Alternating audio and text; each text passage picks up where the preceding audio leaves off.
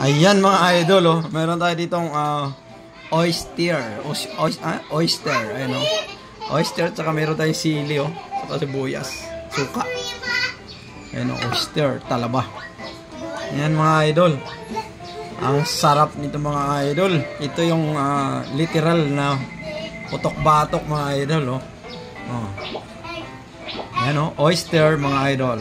Ayan, tinanggal ko na yan sa sa shell niya kasi hirap kumain pag nandun pa siya shell, matatagalan ka. Ito mga idol, oh, isang diretso ka na, subo ka na agad. Oh. Ito yung sili natin mga idol, ha, ano.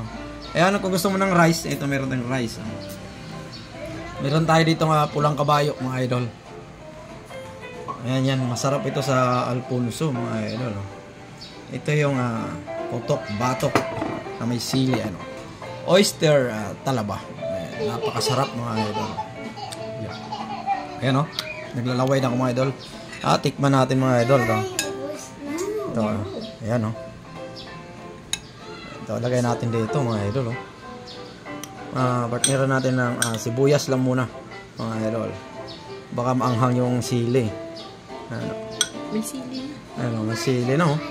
Lagyan natin konting suka mga idol. Ayan o. Sarap o, no?